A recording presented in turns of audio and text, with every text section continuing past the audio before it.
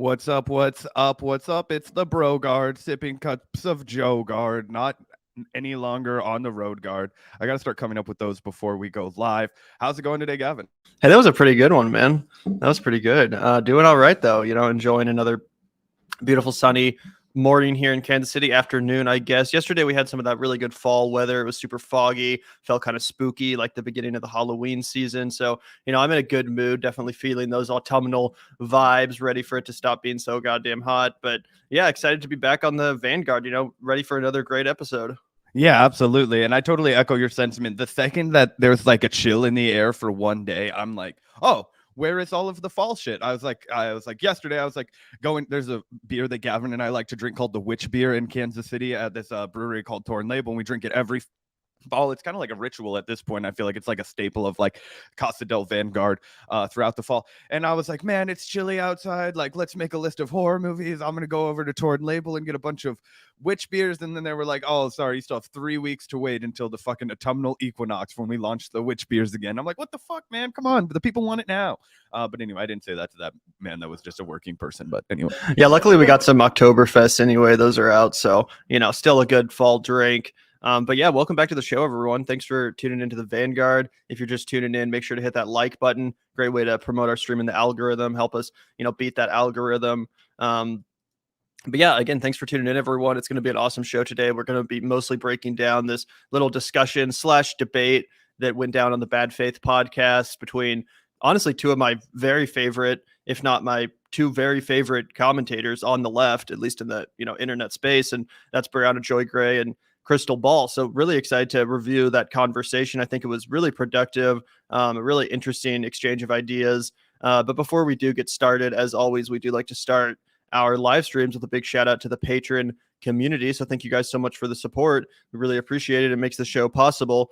If you're interested in supporting our show and making sure that we're able to create more content, documentaries down the road, then hit up that link in the description, patreon.com/the Vanguard channel. But yeah, just as a token of our sincere gratitude, we do like to start and end all of our shows with a big shout out to our comrade and Vanguardian patrons. So thank you guys so much. We really appreciate it. oh yeah, obviously, as we like to say, you make the wheels on our van go round and round. So shout out to all of you. You're all comrades in our hearts. Just make sure you hit that like button, the subscribe button, and the little notification bell, because Gavin and I are impromptu individuals and we are ungovernable with no schedule here at the Vanguard. So you gotta know when we're going live so you can watch it. But anyway. Yeah, super excited to get into the meat and potatoes of the show today. As Gavin mentioned, two of our all-time favorite lefties, kind of having a good exchange of ideas in a way that I think is, really productive. Kind of gets all of these ideas out in the open, right? Like, Gavin and I were talking the other day on our stream, like we were debating each other a little bit, and at the end of the stream we were like, yeah, I think we fleshed out like a long range of fucking ideas about this kind of a topic, and I think we're going to see that again. And I'm always really excited when I see that happening, and lefty spaces, pun intended, but just to see like a little bit of a good faith fucking discussion on the Bad Faith podcast. So always love to see that kind of thing. Excited to break it down and then get into a little bit of that LOTR drama later on. Yeah, excited to talk about that as well. But I guess we can just dive right in. Let's pull up this video. Yesterday, this was shared by Briahna on her Bad Faith channel. And again, it's a great discussion. We're going to watch the whole thing. We're going to react along. So, buckle in, sit tight, get some hot chocolate or whatever the hell. And we're going to react to this conversation. Really good one. There's kind of this tension on the online left right now between, voting for progressive Democrats or only exclusively voting for like third party kind of candidates. And I think that kind of tension is running underneath the substance of this conversation throughout, which creates an interesting dynamic actually. And I'm excited to break it all down. So, let's get going and take a look. What did you make of Carolyn Maloney saying during her congressional debate that she didn't think that Biden was going to run? People are looking at certain moves Gavin Newsom is making in California as evidence that he's trying to move center to prepare himself for the national stage. A number of progressives and others who, when asked over the last month in interviews whether or not they thought Joe Biden was going to run, kind of punted it and gave answers along the lines of, I'm not sure, I don't want to answer, we'll talk about it after the midterms. Do you think that means that even if Biden is going to run, there's still going to be a Democratic Party challenger? I do not think that there will be a challenger who is actually an elected Democrat. So Gavin Newsom, there is no way that man has the stones to go up against the whole party establishment. Not a chance.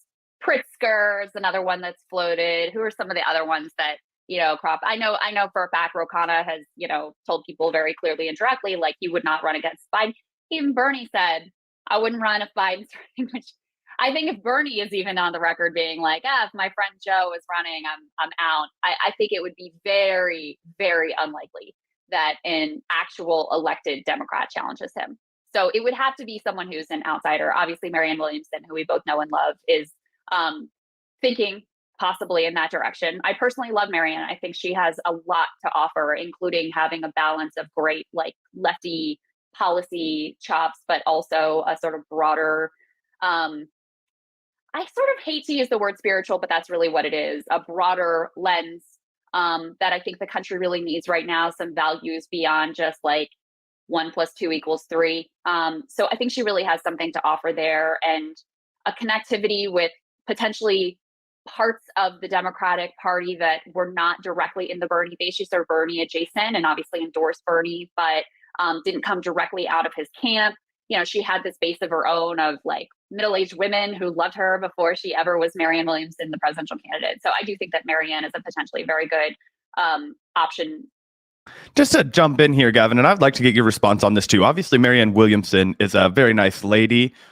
She's been on our show before in the past, but I personally just have I just couldn't possibly get excited about her as a presidential candidate. It seems like somebody that would be, destined to lose. So I don't know, maybe we can let this play a little longer before we get into it, but it just jumps to my mind because I know that Krystal, whenever this kind of conversation arises, that's like one of her first go-to examples. And I just feel like that's not going to get a lot of people excited. Do you think that there's a chance that Marianne Williamson could start like a Bernie Sanders style, like, base? I mean, I think it just totally depends on how the primary actually breaks down. If she's just the single progressive running against Biden, then, I think it's possible to say that she would kind of ignite a movement behind her. Probably not as big as Bernie, but I think she would have a solid amount of people behind her if she was like really truly the only leftist, the only progressive that was running, and it was only Joe Biden that she was challenging. But if there's like a much larger primary and a bunch of other higher profile progressives and lefties kind of get involved, then yeah, I kind of agree. I don't think it would probably go very far. But that being said, I do like Marianne Williamson. I think she does provide, that kind of spiritual underpinning to her philosophy that is, kind of needed in the country right now, at least for a lot of people. So, I definitely understand why some people are optimistic about Marianne Williamson. Would she be my number one choice? Probably not. But if she's the only progressive or the only person on the left running, I'll definitely, get excited about her. Interesting. For the left, and outsiders are always interesting and exciting anyway. So there's the possibility of Marianne. There's obviously the emergence of the Forward Party and Andrew Yang positioning himself, if not personally, then as the shepherd of this party, someone who could funnel through candidates outside of the Democratic or Republican machine. Yeah. There was a little media cycle a month or so ago about, is Bernie going to run? I mean, for obvious reasons, I think that that's not going to happen. But there does seem to be an appetite by people who are politically disaffected for someone to run outside of Joe Biden, in addition to Definitely. Joe Biden. And my concern is that given all of the fractures that we've seen on the left since Bernie dropped out in 2020, whether it's about force to vote or any of these force to vote adjacent skirmishes that have happened since then, that there is not a guarantee that any candidate, even if they're running against Joe Biden, who's obviously to the right of anybody a progressive would even consider voting for, any progressive that announced at this point would not have the guarantee of full-throated support from the left the way that Bernie did in 2016 and 2020. And I look at someone like Marianne and I see how the alliance. And by the way, that's not entirely 100% correct. Bernie Sanders did not have 100% full-throated support of the entire online left. I mean, obviously, Jimmy Dore was supporting Tulsi Gabbard. People like that were supporting Tulsi Gabbard. There was a lot of other people in more kind of like liberal circles that were supporting Elizabeth Warren, but they would still consider themselves on the left. It's not like Bernie ever had like 100% of the left vote. He had 100% of the pure left vote, like the true left vote, if you ask me. But as far as the coalition he truly needed to win. He was missing out on a couple different factions because, again, a lot of people were interested in Tulsi or curious about Elizabeth Warren and stuff like that. Yeah, that's actually a big that wasn't actually something that I think was a primary difference from 2016 and 2020, because I do think in 2016 he was able to operate in this kind of like space where it was like he was the antithesis to Hillary Clinton, right? But part of the problem for Bernie in 2020, not that he didn't, get in his own way plenty, but what's the fact that Elizabeth Warren refused to drop out of the race and kept polling a lot of votes away from him. Tulsi, took less of the vote from Bernie Sanders than Elizabeth Warren, I think, at the end of the day, but still kind of a similar concept. Certainly some of the energy, I don't think it would have been maybe enough to get him over the hump, but it certainly existed as an obstacle. So yeah, I would agree with that point. That have happened would pick at various aspects of her foreign policy stance, would have issues with some of the, statements she's made about various public officials that have died, a certain approach to certain kind of Silicon Valley types that, she might have a personal little knowledge or relationship with. And there are some people who say, well, don't make the perfect be the enemy of the good. She's obviously so superior to Joe Biden that I can overlook any number of things. And there's other people who have been burned so badly who look to someone like Nina Turner and think, well, she tried twice her way. She didn't learn a lesson about how to break free of the Democratic Party. They feel that she bent her knee on certain policy issues and certain messaging issues that speak to how she would also legislate if she were to win, and therefore are more distrustful than they would have been immediately in the wake of Bernie Sanders. And I wonder, do you think that is something that is surmountable?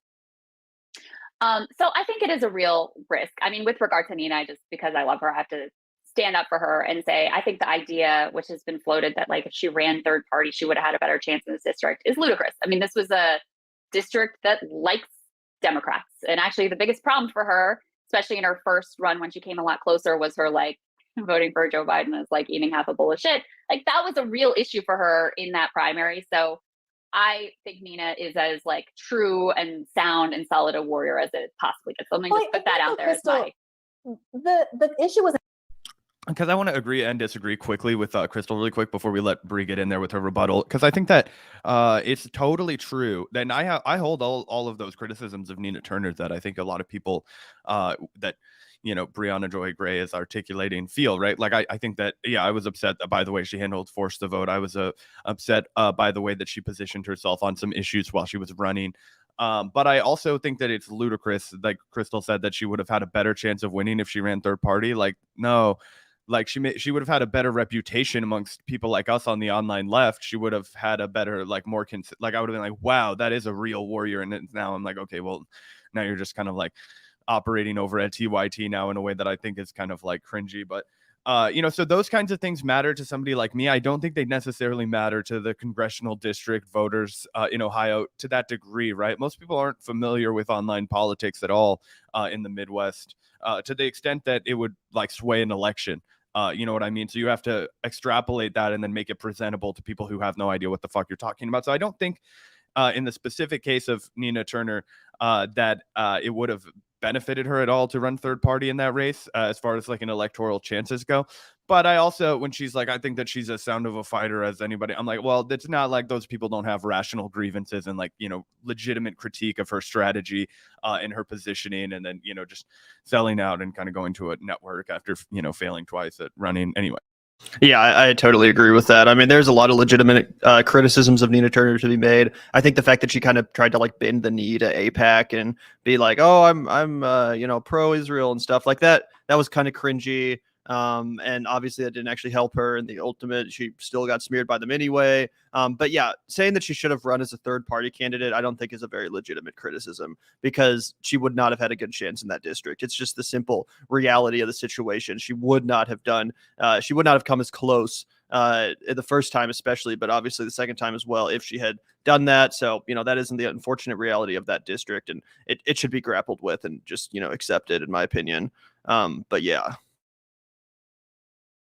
I mean, some people obviously would have liked her to run third party, but I think more of the issue is whether or not she should have leaned more into that messaging and not tried to say, campaign with Bakari sellers or these people who have been open and hostile enemies of the left.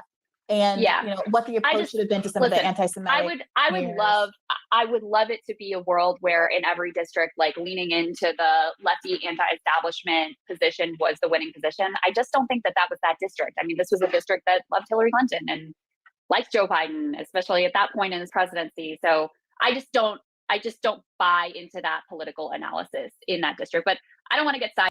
I don't want to keep jumping in here, but it's like, if this was not a district where a progressive could win, why run as a progressive in this district? Like, I get it's your district, but it seems like the analysis that Krystal's putting up here is like, oh, this is a district that loves Biden policies. This is a district that loves Hillary Clinton style policies. And it's like, okay, well then where was the analysis to change that on the campaign, like, and actually pivot them towards these progressive ideas instead of just like buying into the framework that this was going to be a fucking neoliberal fucking part of town? For example, like, we talk about the Brent Welder race, right? Brent Welder leaned into all of the progressive. For people who don't know, Brent Welder ran for the seat that was now occupied by Sharice Davis, and he came, very close to securing the Democratic nomination until the last minute when there was a bunch of like Emily's List dark money that came in and fucking bought the race for Sharice. And anyway, he was a much more like proud progressive, stood with Bernie Sanders, like made his case on all of that in a district that you would 100% call like a neoliberal district. Like, it's not like the district in Kansas that Gavin and I grew up in is like progressive, but he still, was like, proud and unabashed and all of that kind of stuff. So I don't know. I'm just seeing here like. So what's the difference between his attempt to win in a centrist district versus Nina's? I think that he never, like, I don't know if there's like ever a time where I saw like Brent Welder, talking about how he stands with Israel. And like, I think that if you do run in one of those districts, I think it's true that she could have, still within the framework of the Democratic Party, run a clear and unabashed progressive message and come out on top. Like, do you know what I'm saying? Like, I don't think it's the fact that she didn't hide her progressive values enough that like cost her the election. Yeah, well, I think if you look at the first Nina Turner election, basically the same exact thing happened to her that happened to Brent Welder, right? Like, she was going to win that race. She was massively ahead in the polls. And then at the last second, all this dark money came into the election, flooded the airwaves, flooded the billboards, and basically painted her as like a Joe Biden hating fucking anti-Semite. So, I mean, she was going to win that district, like basically just because of her name recognition and her personality. She was up like 15% in the polls until those last 2 weeks. That's exactly what happened to Brent Welder. So, I mean, it's definitely an uphill battle to run as a progressive in a centrist district. But even people that will tell you they're supporters of the Democratic Party, even people that are like rah Hillary Clinton, rah Joe Biden, they like those people because they think they're better than the Republicans. But a lot of those people will still tell you they support progressive policies. They're just sometimes more squeamish about getting behind candidates they see as radical, like Bernie Sanders, that describe themselves as socialists and stuff. But I still think that most of the policies that Nina Turner actually ran on, I think those policies would still be broadly supported by the majority of the, Democrat voting people in that district of Ohio, right? So I still think it's a good idea to try to convince them to vote for a progressive. No, I'm not arguing that it's not a good idea to vote for a progressive. To me, it seemed like the framework was kind of like it seemed like the second time around, she ran a little bit less loud and proud progressive after the first time. And you're 100% right that what happened wasn't her, loud and proud progressivism keeping her from the fucking victory. I think it was a lot of the ad buys that came in the last minute, right? The millions of dollars that the Democratic Party spent on ad buys, right? So I think that she maybe learned the wrong lesson, and coming in and saying, well, this is a Biden blue district, how can I pivot my message to reach them? I just think is a mistake. And instead it should be exactly what you said, Gavin, is like, no, she doesn't need to portray herself as a radical. She needs to tell all these people, no, it's common sense to have a community where we take care of each other. Let's give everybody health care. Let's make sure that all of the kids have good schools that they can go to until they're done with college. Let's start, and I feel like that would have been a much more successful way of playing it than just being like, oh, well, this was always a Biden, Hillary Clinton district. Like, you know what I'm saying? Like, she had to play it that way. I don't think she had to play it that way. I think it would have been more successful for her to run as a Democrat who was, with Bernie Sanders style uncompromising policies. And it just felt like the second time around, she kind of softened all of that to try and like be a little more like Sharice and the Democratic Party kind of candidate, which I think backfired. Yeah, I mean, I said from the beginning for the second run that it wasn't going to go anywhere. Like, the second run was unfortunately just never destined to succeed. After Chantel Brown secured the the seat in Congress and had the incumbency bias. There is just very little chance that Nina was going to pull that off. So, it is easy to sit here and be like, oh, well, she should have done this. She should have done that. The second run was never going to go anywhere anyway, I don't think. But largely, I agree. I mean, like I said, I don't think she should have sucked up to AIPAC, for example. I don't think that was a wise decision. I think it kind of was a sacrifice of some of her credibility for, a very small percentage of the vote at the end of the day. So, yeah, I do agree. I tracked with that because the broader question is will it be harder to consolidate the left this time around? Yes, I think it will be. On the other hand, look at how when Joe Biden did like the bare minimum on student loan debt, there are a lot of people who are so excited, like Dark Brandon memes and the whole bit. It was like, oh my God, like they were just looking for someone to actually do something. The JB Pritzker fanfic is a good example of this as well, because it was like, he hasn't done anything all that crazy amazing as governor of Illinois, but he just like ran on a few good things and then actually delivered on it. And the bar is so low that people are like, oh my God, this is amazing. So I have faith that if you did have a Marianne or someone else who was sort of broadly acceptable to the left, albeit with some, disagreements here or there, that you could see a similar galvanizing, like rallying around this person as a clear alternative to the Democratic establishment. And I just also want to say regarding the Forward Party, I don't think that this is like a serious threat from a left perspective, just based on, and, I say this with respect as someone who's known Andrew even from before he ran for president and consider him a friend and all of those things. But, clearly aligned with these very like corporate friendly types. He's taking corporate money. They don't have a platform or stand for any issues outside of ranked choice voting, which I very much support. And I hope that they get that done. But, as a real sort of like potential place where lefty voters would go, I just don't see that as being likely. Well, I mean, so there's a couple of things there. One is that what I've heard from people when asked about folks like, let's say, Senator Turner, and I do think that example is instructive because it taught people a lesson about the Democratic Party more than it taught people a lesson about Senator Turner. I don't think it's a lack of confidence in her as a person as much as it is in the possibility of being successful as a leftist in that space. And so people will say things like, if I lived in Cleveland, I would have voted for her. If someone like her, Marianne, were to run on a national level, I would vote for them.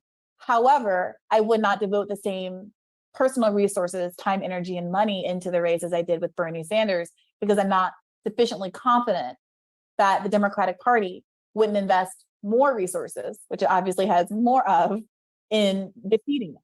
And since we do have this working class movement and somebody's $27 is a much harder hit than AIPAC's 2.7 million, that's the calculation people are doing, and they want some proof. And the only problem I have with that, like, kind of premise or this idea that, like, oh, because Nina Turner failed and because Bernie Sanders failed, now we're not going to keep trying, or now we're just going to give up, essentially.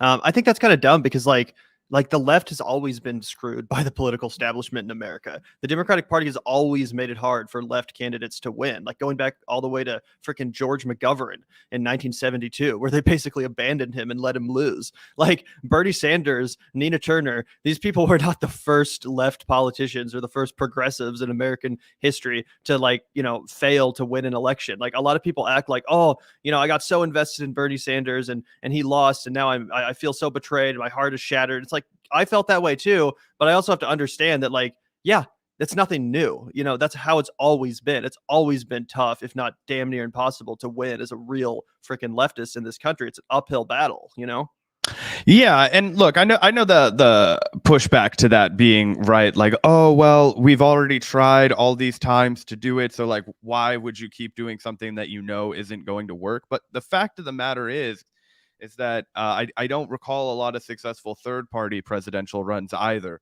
and that's been tried consistently as well over the past like 25 years since the Green Party's had national ballot access in the 90s. Every single fucking time the Green Party's run a presidential candidate, and it's only gotten progressively worse of a outcome. Right? It started off high and hot and heavy with Ralph Nader back in the Bush era, right? And even slightly before then. Then you slowly over time, it drops off. You get a little bit of a rise in turnout with a name like Jill Stein because she ran a few times and people started to recognize her name as like synonymous with the Green Party. And then Howie Hawkins comes in, and it was just way worse than it was even with Jill Stein. So I do think it's also problematic to pretend that we haven't also been trying the third party route and act like, oh, you guys have just been failing on purpose, going with the, takeover of the Democratic Party. Like, the only serious option is the party that got like less than 1% in the last general election. Like, okay, I don't see the fucking ground structure for that right now. And I'm a commentator and I am looking at the cards that have been dealt to us, right? So I understand in principle that it might be more effective for us to accomplish things once in power via the Green Party. Absolutely, that would be true. And if I could snap my fingers, Matthew Ho would be president and the Green Party would be in power, right? Because I would trust them way more. But the problem is that if you get 1% of the vote and then you triple the turnout next time, you still don't get fucking national funding. Okay, you still are not at 5%. The Green Party has not fucking hit 5%, guys. Hasn't. So it's not like this is we know the answer is just vote third party. Like, no, we don't. There have been a lot of failed third parties in this country. And I am sympathetic to the third party movement. Gavin's a 2-time third party presidential voter. He's also sympathetic to the fucking Green Party movement and all of those kinds of things. But it does irritate me when the framework becomes like, we know that this one's going to work and we know that that one's going to work. It's like, well, as far as the math says, they're both going to fail. So let's just like be honest about that. Which one has a greater percentage of success? It's obvious. Yeah, absolutely. And also thank you so much, Jane, for the $5. First super chat of the live stream. Shout out to you, Jane. The annoying thing was donating to Bernie when I couldn't afford it and Bernie's lack of backbone. I mean, yeah, don't get me wrong. That was annoying as hell. And I also donated to Bernie, probably $25 on like 5 or 6 separate occasions over the course of the 2020 primary. I mean, obviously he didn't win. That sucks. But I would say that if you can't afford to donate to a politician, any politician, then save your money, save your goddamn money, whether it's Bernie Sanders or a Green Party candidate or literally anyone else. I would say that if you can't afford it, then you probably should keep that money for yourself and your family and whatever needs you actually need to meet in the moment. Because like if you're barely scraping by already, it's probably not the best use of your money to be sending it to candidates or politicians. Yeah, absolutely. Look, that's what really, honestly, that's the biggest thing that Bernie Sanders did to fuck this movement. If I'm being honest, what do I think that was the most destructive element of the way that he handled himself was the fact that he took a bunch of money from people like you, Jane, on a women of prayer, and then he bent the knee and took it in the ass over the table by a guy named Joe Biden, who had been a fucking enemy to every single principle he had spoken for, right? And not only that, he's up here like, yeah, I mean, yeah, give it to me, good Joe. Oh, fuck, one more time, Joe. Like, I mean, it did over and over and over and over and over again, like over and over and over again. Yeah. Oh, sorry. The trust of somebody like Jane, and he betrayed the trust of somebody like you, Gavin, and me myself. I also fucking donated money to that crusty bastard. At the time, I thought it was like fucking a heroic odyssey that I couldn't wait to be a part of. I was like, I'm going to tell my grandchildren that we fucking were so early on and behind all this. Of course, that didn't happen, right? And we all get devastated, and he feels like he really abandons the movement, and now nobody wants to donate to anybody, even a guy that seems as trustworthy as Bernie Sanders. So yeah, I mean, save your money, Jane. All politicians are liars, and that's the hard lesson I learned from Bernie Sanders is even the most trustworthy ones, you can't trust them. But I also think that if you do have the financial ability and you are listening to this, you would probably also be best to fucking put your money towards establishing a Green Party. If I'm hedging bets, if you're looking for electoralism, I'm not anti-Green Party at all. I think it's unreasonable when people pretend that that's the obvious solution when we're like miles and miles and miles away from that being like a reality. Yeah, like Secular Progressive says here, why would we try the same failed strategy, voting Dims, doing the same thing over and over, expecting different results is insanity? Like, bro, you have to acknowledge that the same thing applies to the Green Party and to voting for third parties. You could say the exact same line about anyone that's telling you to vote for third parties or telling you to vote for Green Party. Like, why would you keep doing this over and over and over again if you're going to keep getting just diminishing results and less enthusiasm And again, this is coming from someone that does vote Green Party. I do vote Green. I didn't vote for Joe Biden. I voted for Howie Hawkins. I didn't vote for Hillary Clinton. I voted for Jill Stein. But if you're going to say this about voting for progressive Democrats, then you have to say the same thing about voting for freaking for Green Party and third party candidates too, because that's what most people think. That's why most people don't want to vote for Green Party candidates and third party candidates, because they think it's just like hopeless. They think it's just like throwing their vote away or whatever. So again, let's keep watching this conversation. It gets even better. Prove that either something different is going to happen this time, and now we've got all of these cases of people trying to run inside and not working, or alternatively, that someone is going to show the chutzpah to run outside of the context of the Democratic Party, which might be, it's going to be certainly even a harder, heavier lift, but demonstrates the kind of bravery that would make people invest even if they don't have a lot to give. So I don't have any hostility to third parties. I just think as long as we have, the political system that we do, it is much more likely, as much as I acknowledge all the obstacles within the Democratic Party, to find success there than it is to find success starting from scratch as a third party candidate. I mean, we have first past the post voting. It basically forces us into this two-party system. And that's the reality we face today. So as much as there were a million obstacles in Bernie's way, he still came a hell of a lot closer than even the best third-party candidates have, in our modern political system. So that's number one. Number two is, I think there is something hopeful to point to right now. And in the student loan debt relief, the other part of this that's very encouraging is this was an idea that was really born of Occupy Wall Street, right? So starts with Occupy, starts with the left, gets picked up by the Sanders campaign, gets pushed in 2016, gets pushed in 2020. By Jill Stein.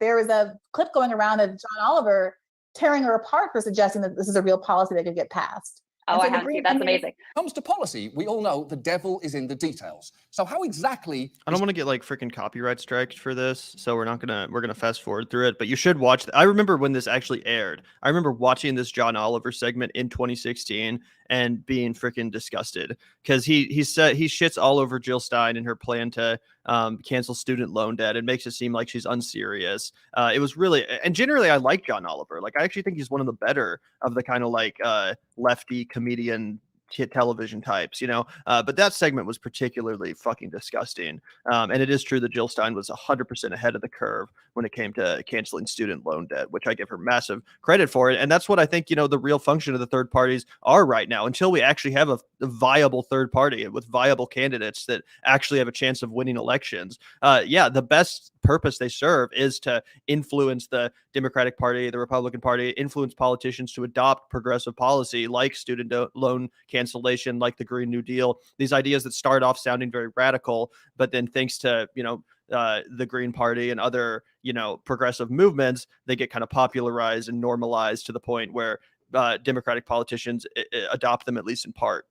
Yeah, 100%. It's about shifting the Overton window. And that would be one of the biggest net benefits to prioritizing getting on the debate stages for a third party, right? We talked to Jesse Ventura about this. Like every time we talk to him, he's like, listen, guys, I don't even want to talk about running for president until we figure out how to get the third party on the debate stage. You get me on the debate stage, then I can raise some real hell. Talk to me when you think that you have the fucking shit to get the candidate. If I win the primary of whatever your party is, if you can get me on the fucking debate stage, then I can clean up and I can cause a fucking problem for these people, right?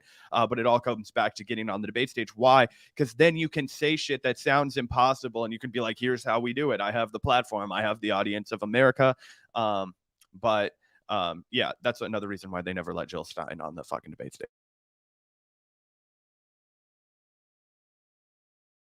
You have this idea that comes really out of the left, is adopted by Bernie Sanders running in the Democratic primary. Joe Biden is forced. He doesn't want to take this position. He's forced to take this position in the Democratic primary, but he says it really clearly. And then he's completely reluctant to do it as president. But again, because he had made that promise so clearly, and because there was a very clear electoral ramification staring them in the face for not delivering, he's again forced into actually making good on that. So I just offer that as a hopeful example that it's not all impossible. Like, yes, we recognize this is insufficient and that there's a lot more to do. But in some ways, the fact that Joe Biden is like such an enemy of these ideas and over the 50 years of his career has been on the complete wrong side of all of them.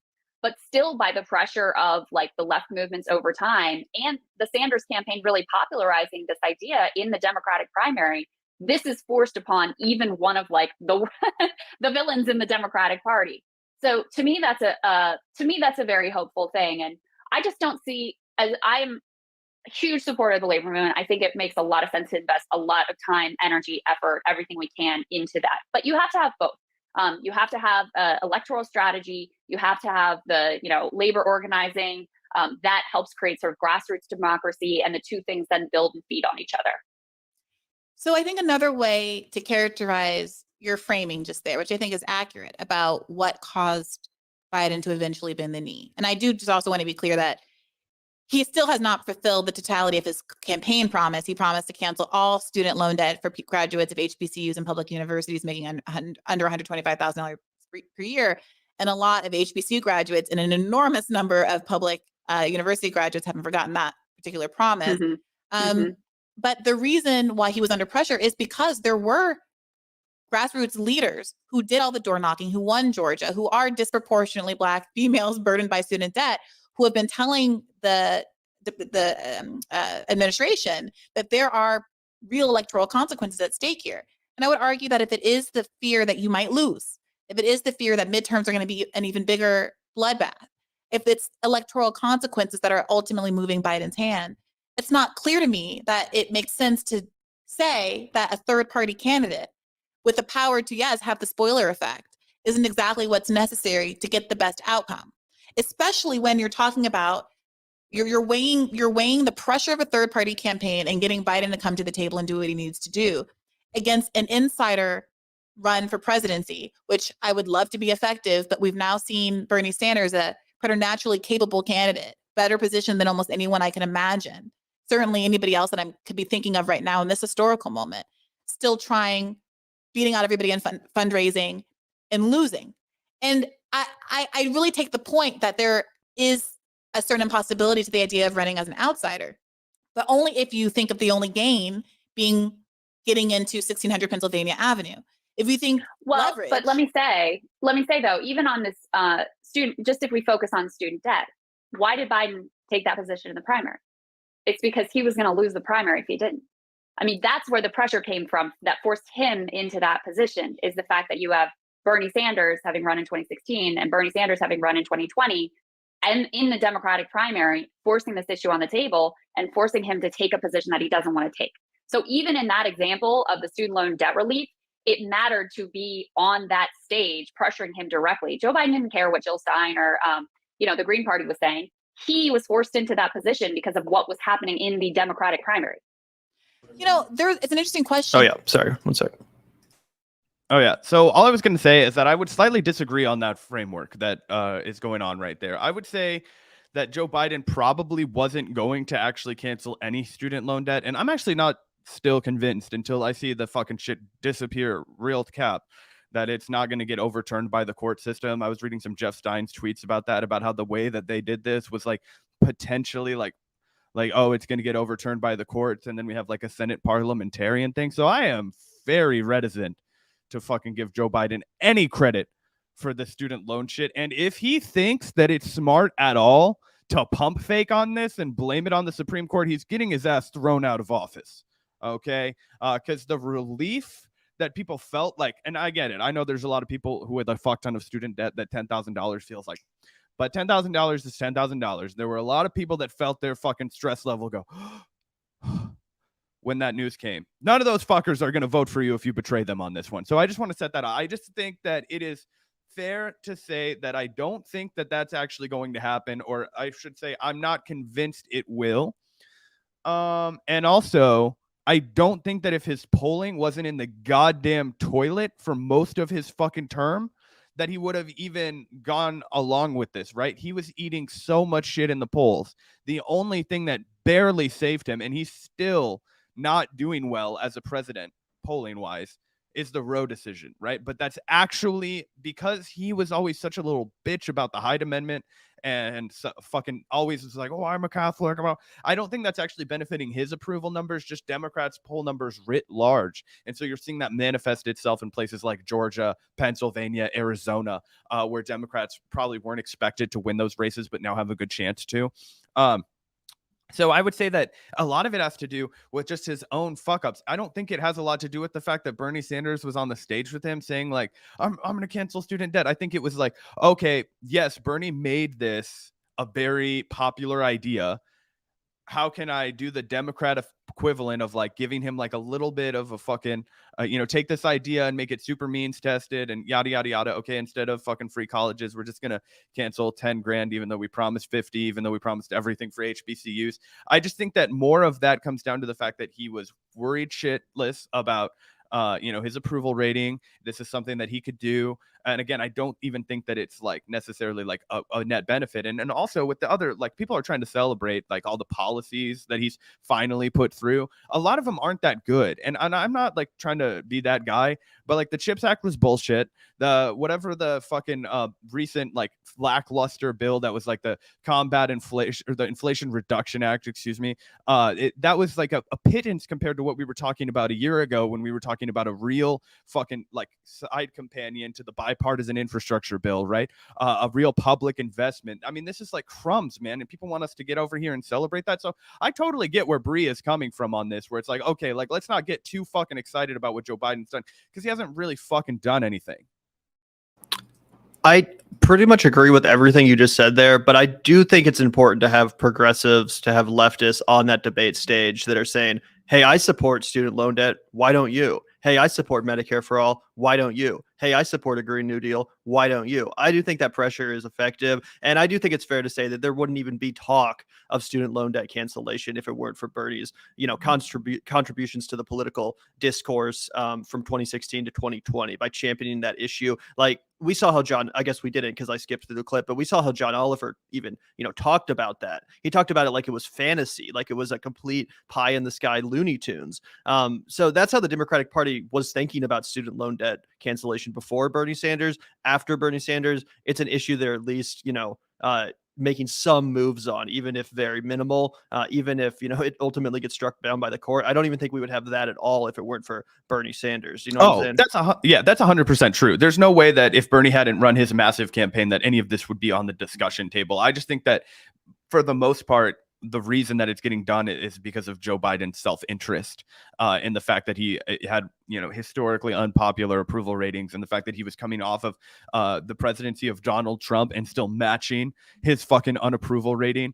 I think, I just think that had a huge part of it because some people in the background are like, hey, man, you are going to be historically loathed if you don't do something to fucking, at least like win over your base. Hopefully weed is next. Come on, Dark Brandon. Anyway, thank you so much, Boeing 757 pilot. Really appreciate the generous $20 super chat. Okay, Zach's impersonation of Bernie over the desk, taking it from Biden, deserves this donation. For those looking to donate, there are many excellent orgs. They need your money. Well, thank you so much for the $20, Boeing. We always appreciate you. And absolutely, there's so many excellent orgs. Like, for example, here in Kansas City, KC Tenets does some of the most innovative and excellent and aggressive activism on behalf of tenants and their rights, standing up to gentrifiers and corporate landlords and, slumlords. So if I was going to donate, $20 later today, I would donate it to them, not, fill in the blank political candidate. So I think that's totally on point, Boeing.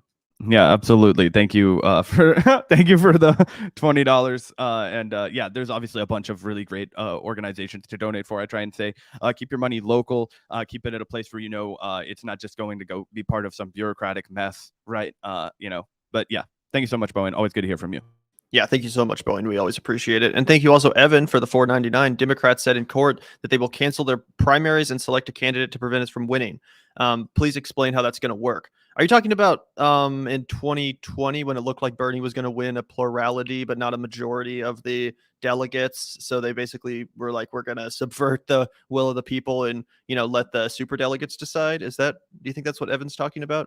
Yeah, I also think that they did go ahead and say that because they're a private organization, they're not a actual like government body that they don't have to practice democracy during their primaries. So my response to that, Evan, would just be quite simply make them fucking do it, man, because go ahead and show me what it looks like. There have been some wild Democratic fucking conventions in the past. I think it would look like 1968 in Chicago if they fucking did that shit. If you have a candidate that takes the fucking cake that everybody's excited about, imagine Bernie Sanders in 2016, but you have a guy that goes down there and says, I'm not fucking leaving, and I've got 1 million people outside that aren't going anywhere with me. That's a PR nightmare. Not only that, you're going to have the Republicans start talking about how this is the Democratic Party and they won't even let democracy happen in their own primary. That kind of public pressure will force them to renege on that threat, or it will just it will be such a massive blow to the Democratic Party that it would do more for the third party movement, I think, than fucking 4 years of on the ground grassroots activism.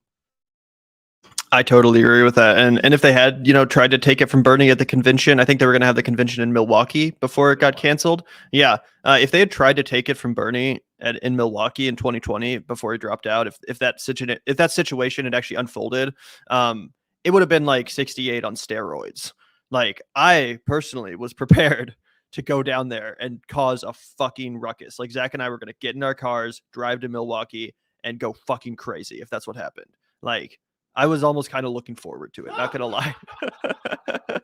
Gavin was like, give me a fucking riot in the streets, I'll drive there. But yeah, make him do it, Evan. That'll just increase the fervor for progressive candidates, for third parties, and for alternatives to the Democrats. So yeah, burn that shit down. Anyway, let's keep watching this. It's a really good discussion. Again, kudos to Briahna for hosting this conversation. Kudos to Krystal for participating in it. I think it's a really important exchange. Whether or not Bernie Sanders, had he gone rogue in 2016 or gone rogue in 2020, whether he would have had a greater or lesser effect. And I think that before Bernie lost in 2020, the arguments against third parties and people operating outside of the Democratic Party were a lot stronger. In a world where we had such a capable candidate that still was derailed, all of the kind of like, this is the serious person's way to do it kind of arguments, all of the, you just got to do it within the Democratic Party arguments, they lost a lot of teeth as far as I'm concerned. You have to be able to show, and look, I adore Marianne, but it is. And again, my only problem with his framing is that Bernie was not the first leftist to lose. He was not the first leftist to get screwed by the establishment. A lot of people act like, the Democrats were totally fair and it was easy to win as a progressive before Bernie. Hell no. Like, the Democrats have a long history of shivving Bernie Sanders. The establishment has a long history, of progressive candidates. They have a long history of just totally screwing over progressives and leftists. So to act like, now this argument makes so much more sense in a post-Bernie era, I just think that's a little bit incorrect, because again, this has been going on for forever. It's always been difficult, if not straight up impossible, to win as a leftist.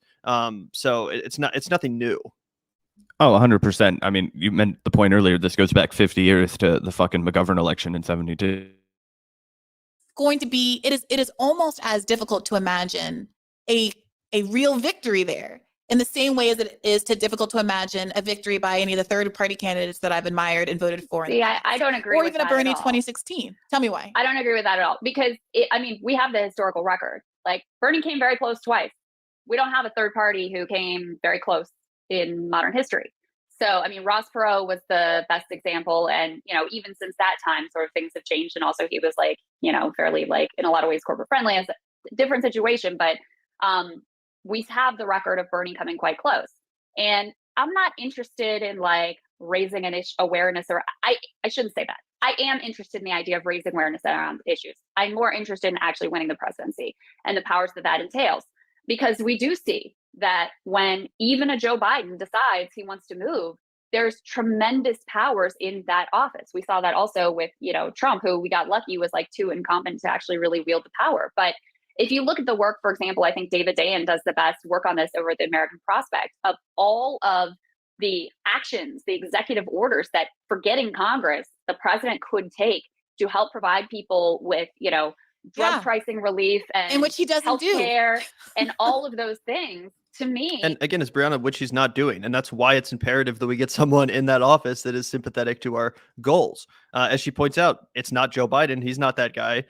So that's why it's imperative to get someone that is sympathetic to these goals into that office. Like, for me, this isn't just like a fucking, an optics game or anything like that. Like, I actually care about these issues. I think cannabis needs to be legalized on the federal level. I think that the nonviolent drug offenders that are fucking rotting in prison need to be freed. So that's the chief concern of mine. I don't really give a shit how we get there, whether it's through a third party candidate or through a Democrat. I'm gonna try my best to elect anyone possible who I think will be sympathetic to those goals if they achieve the presidency, again, because those executive orders, the ones that David Dayen talks about, whether it's Medicare for all or freeing the nonviolent drug offenders, that is what I care about. I don't give a fuck about the Democrats. I don't give a fuck about the Green Party. This isn't like some branding exercise for me. All I care about is the best and easiest and quickest way to achieve those policy goals and those executive orders that the president does have the power to enact. So that would be my response to that. It's really important that we try to actually get someone in the White House so that we're not just like pressuring around the edges on this issue and that issue and settling for half a loaf like we are right now with student loan debt relief. So I take the point that, maybe there's a third party route to pressure on one particular area or the other. Although, frankly, I think that has mostly come from grassroots organizers and within the Democratic primary context. But if your goal is to win the White House, I don't think that the obstacles are comparable. I fully acknowledge there are a million obstacles within the Democratic Party. They don't want you to succeed. It's very difficult. They will try to rig it against you like they did to Bernie in 2016. All of that is 100% true. Third party in American political context, given the way that our voting system is right now, it's just not set up to succeed. Yeah, it's not about raising awareness. It's about using electoral pressure and a threat of throwing an election to get the person who is in all likelihood going to continue to be the president, who's Joe Biden, to actually capitulate in the way that he's finally done around student debt exactly because of that kind of electoral pressure. And it's also about considering the longer game than just this 4 to 8 year cycle. I think a lot of people are frustrated because they think that even if Bernie Sanders were to have won, or even if your ideal progressive candidate, or even a marginally better than Biden progressive candidate were to get into the White House, you would still be in the situation where they faced the intransigence of the Senate, where there are all kinds of lobbying pressures to not follow through on the executive orders, which Joe Biden absolutely could be executing, and which he does not, per David Dayen's excellent tracker for the most part. And that it is the movement energy and the threat of there being a real movement that is kind of embodied by a third party run that forces you to do it. And that's the story we tell all the time about FDR. And it is curious to me that even in the leftiest parts of the left, there is a kind of hostility to a third party runs, which I fully expect and think is appropriate coming out of more centrist corporate media, but which can be, I think, a little dispiriting to a lot of leftists who have been sold a certain message about the exigency of the circumstances, how powerful movement energy is, the necessity of a grassroots approach, the fundamental corruption of the Democratic Party, and then are asked to turn around and invest heart and soul in yet another bite of the apple. And again, I think most people are like, yeah, I'd be happy to vote for any number of people that aren't Joe Biden, who are way more to the right of Marianne, but at least stick it to Joe Biden. But whether is voting enough? Bernie Sanders was able to survive because he was able to raise all that money. And my question is someone going to be able to inspire working class people who don't have a lot of spare in the same way that Bernie Sanders was able to do? And I do think that that's the right question, because, yeah, at this point, we're not in 2015, 2016, and, people have been disappointed. People put their whole heart in, right, and had it broken, and then put their whole heart in again and had it broken again. I think that's a real thing to understand. And I think it is a real obstacle to overcome, to persuade, forget about the left, not just to persuade the left that it's worth investing their precious, emotional energy and, vulnerability in a political candidate and in another movement. I think that's one of the primary challenges, honestly, for the country, which is in a very cynical, dispirited, mindset in place where they're not wrong to see this country is just in continual decline. We're witnessing the end of, the end of an era, the end of a great nation, however they view it. They feel in their light Yeah, I just wanted to jump in here kind of, and I wanted to pick your brain about this too, a point that they're kind of going back and forth on. And it's a point that I'm sympathetic to. And I think it's the best case that there is to, go ham on the third party as it is. And the point that she makes is, no, you're fine. The point that Brie makes is like, okay, it's obvious to anybody who, takes this seriously that it won't be an easy victory, and it'll be a massive uphill battle for the Green Party, and they even likely won't be able to win the first time around. I think the point that she's making is that, you use that as leverage, kind of like a force the vote kind of a deal. It's like, can we amass a big enough voting base to rip away their votes from the Democrats, right? And show up and vote for like Green Party or whoever it is. And then that will mandate that the Democrats will continue to lose until, they decide to like come around to this agenda. Right. And I wonder two things. One, because I like that idea at first until I start to think about how does that break down numerically? How many people that vote Green would already be voting Democrat? How many people that we would gather for a Green Party are non-voters or first-time voters or people who weren't going to be registered Dem voters anyway? How many of those Dem registered voters do you have to peel away, and how do you do that?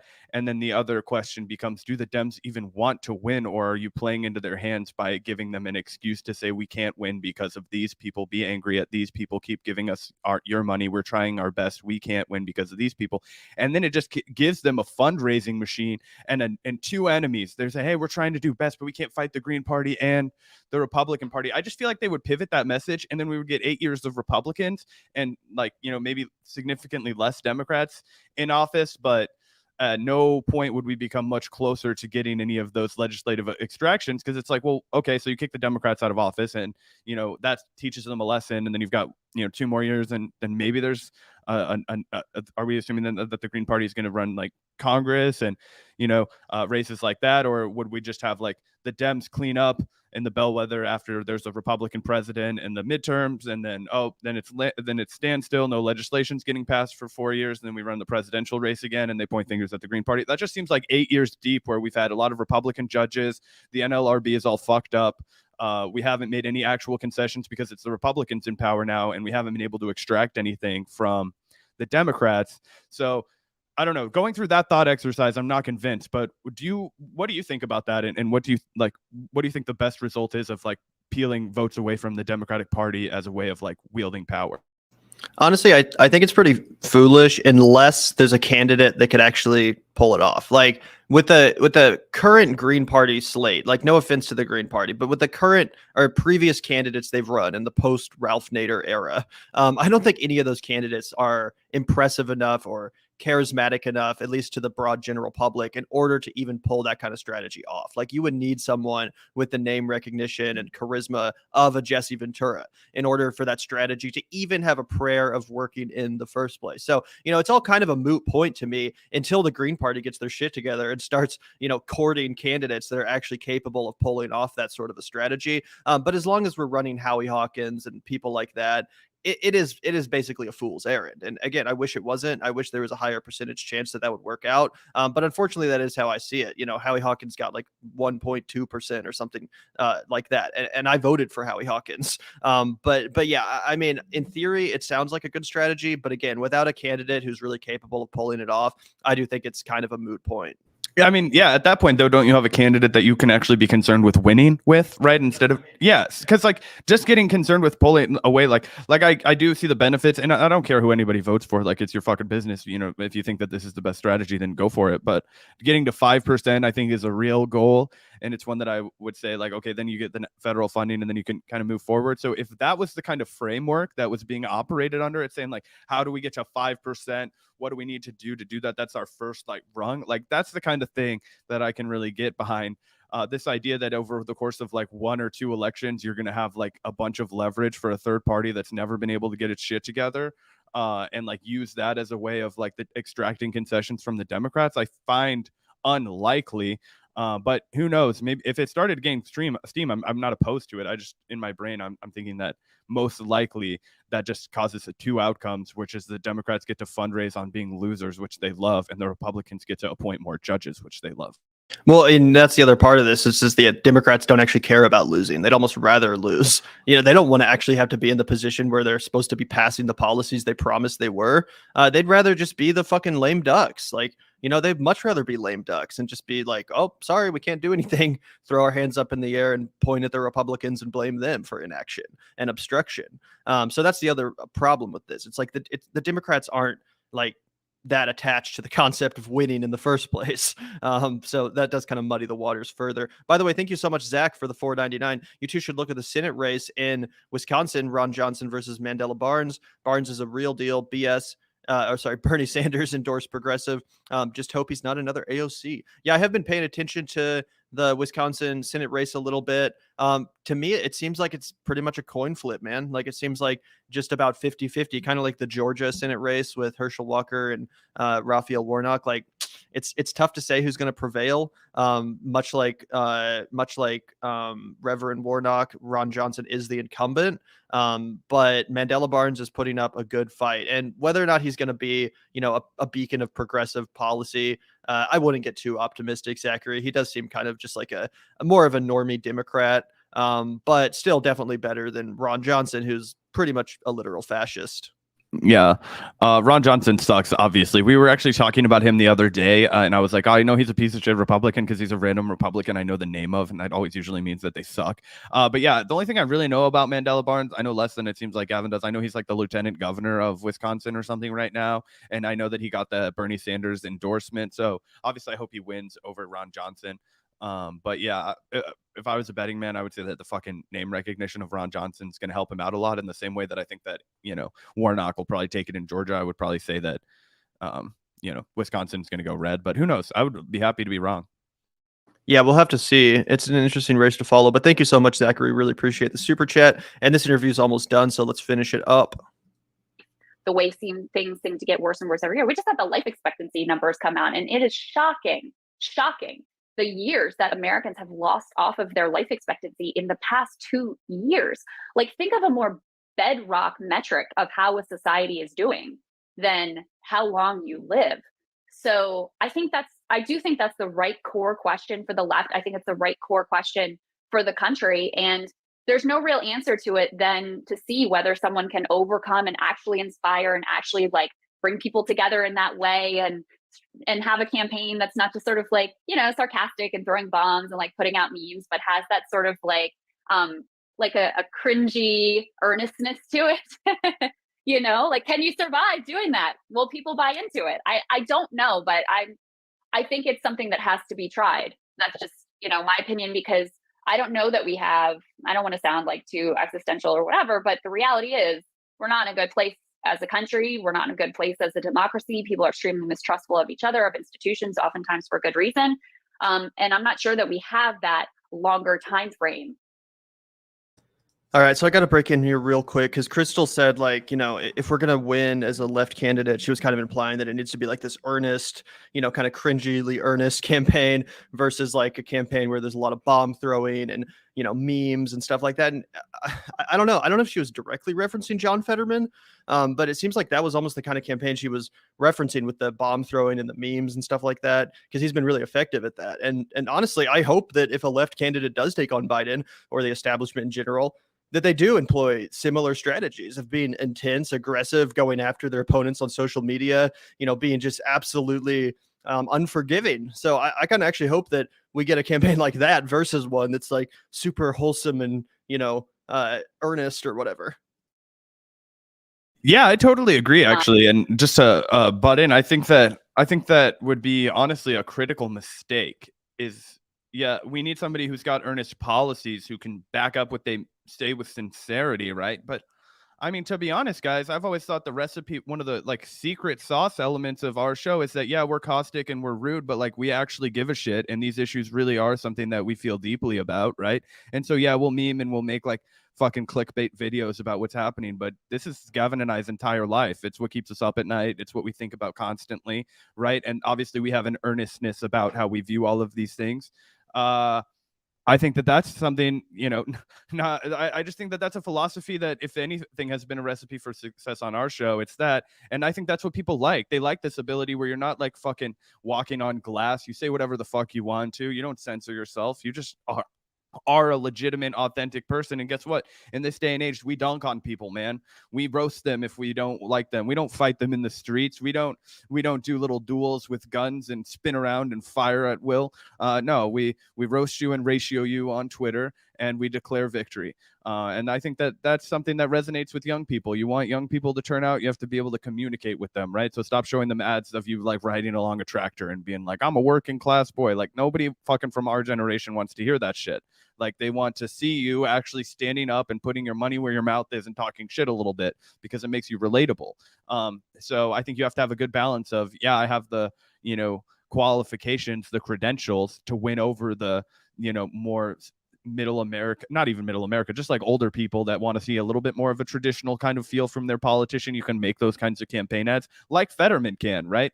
And then you can also just see him dunking on Dr. Oz for being a carpetbagging piece of shit. And I think people like both.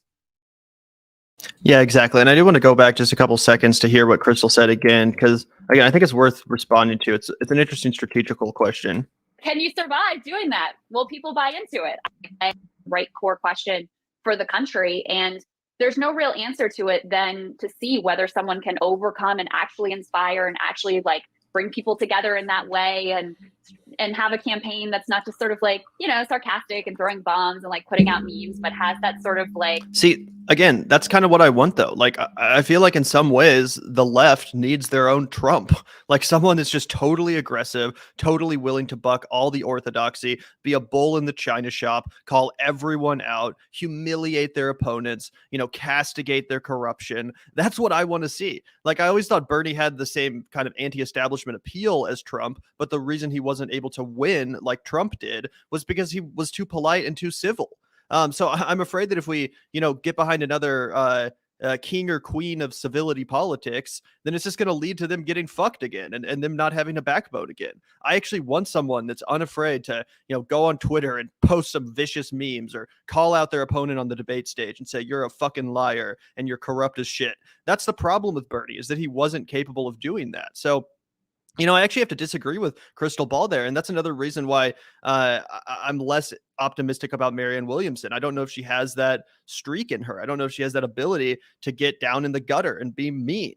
And again, that might not appeal to everyone, but like, you're going to have to do something dramatic in order to overcome the odds. And I think that kind of Fetterman-esque aggressiveness is part of the key. Because, I mean, look what he's done in Pennsylvania. He has Trump voters getting behind him. He has, people that are traditionally independent minded or right leaning getting behind them. That's how he's going to win that race. Just like how Trump, actually got 10% of Obama voters to vote for him. I know people that voted for Bernie Sanders in the primary and then turned around and voted for Donald Trump. That's what we need on the left. Yeah, 100%. And just to add on to your meanness comment and a kind of push back further on the civility argument, one of my favorite fucking quotes ever, we've talked about it on the podcast maybe half a dozen times, is Hunter Thompson, when he's talking about the first time he saw Jimmy Carter speak, and then when he got to meet and get to know Jimmy Carter. Now, Jimmy Carter presented himself to everybody as, I'm just a humble peanut farmer. I sell my peanuts and I'm selling my farm and I'm going to be your president, kind of shit. But Hunter Thompson was famous for saying that in terms of functional meanness, the three meanest people that he'd ever met, he always would start with Jimmy Carter and say that besides Jimmy Carter, the other two meanest motherfuckers he'd ever met in his entire life were Sonny Barger, the guy that started the Hells Angels, and also subsequently kicked the living shit out of Hunter Thompson, and then Muhammad Ali. He was like, when you stand in a room with those two men, that if you are in their way, they will fucking move you. And he was like, and you get that exact same chill up your spine the second you stand next to Jimmy Carter. And it just is so revealing about why the fuck that guy was able to, become president. Was he outwardly presented to everybody this one way, but the second you crossed him, he would rip out your fucking throat and eat it in front of you. Like a cringy earnestness to it. Like, can you survive doing that? Will people buy into it? I don't know, but I think it's something that has to be tried. That's just, my opinion, because I don't know that we have, I don't want to sound like too existential or whatever, but the reality is we're not in a good place as a country. We're not in a good place as a democracy. People are extremely mistrustful of each other, of institutions, oftentimes for good reason. And I'm not sure that we have that longer time frame to hope that something different comes around. Yeah, I think that's right. And that's why so many people are excited about the idea of a dirty break, of someone who starts running as a Democrat and then uses the inevitable, clotheslining of their candidacy to justify a third party run at the point at which it's appropriate. And by the way, that's something we've been advocating for on this channel since the very beginning of our show. This is exactly the strategy that I like most. I think it's what Bernie should have done. It's what I wish Bernie had done. And I absolutely think it's foolish not to do this. If you're going to run as a third party candidate, I do think you should start off in the Democratic primary. If you're going to run as a leftist candidate, you should start off in the Democratic primary. Get on the debate stage, force the media to cover you, because the media doesn't want to cover Green Party candidates. They don't have to cover Green Party candidates because they know they're not going to get on the debate stage. They know they're not going to, generate enough interest that they are forced to cover them.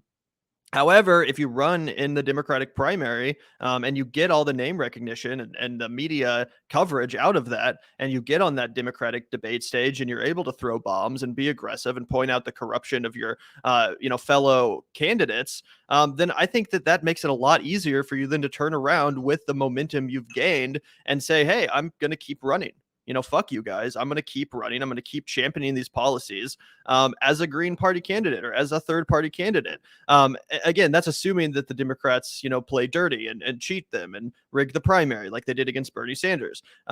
If they're totally and 100% fair about it and you just lose straight up, then, maybe you go home. But if you feel like you've been treated unfairly, then you use that as justification for mounting a third party challenge and continuing the battle. I think that's a strategy that should absolutely be employed going forward. And again, it's something we've been advocating here on the Vanguard for a long time. 100%. And to your point about someone who really does need to heal the soul of the nation, to steal Biden's verbiage, it's difficult to imagine someone who's better poised to do so than Marianne Williamson. I mean, I know if you saw that the Gravel Gang video that got put out, a couple of weeks ago, which I thought was pitch perfect in its diagnosis of what's going on in the country. Tell me one thing. Do you feel sad? Or maybe lonely? Or depressed? Anxious, tired? Burnt out? Full of dread or despair? Maybe you feel alienated from other people, like you're apart or adrift. She's talking about me. You are not alone. Practically everyone is feeling the same way. And I think that her being a kind of extra political figure for so long gives her credibility in weighing in on some of these issues in a way that is genuinely healing and which people can trust. She hasn't been there in the wings of every bad policy decision by Democrats or Republicans, cheering it on and having to rehabilitate her image from that. At the same time, if it is going to be someone like that, if there is going to be a left challenger to Joe Biden, and I've been saying this, I would rather have the conversation sooner rather than later about what the left will and will not accept and get behind. So we're not in a place where there are multiple challengers or, there's an announcement made already and half the left is focused on an Afghanistan withdrawal tweet, for instance, and not about whether or not it's obviously the case that, let's say, Marianne Williamson is a superior person to have in the Oval Office than Joe Biden. And, I'd love to start working through some of that stuff as a left community, because I do think there's a value in litmus tests. I don't think that there should be kind of like blasé acceptance of positions that are unsettling to people. We were talking for the first half of this conversation about how we draw these lines and that it is necessary to have some internal metric of what is acceptable and what is not.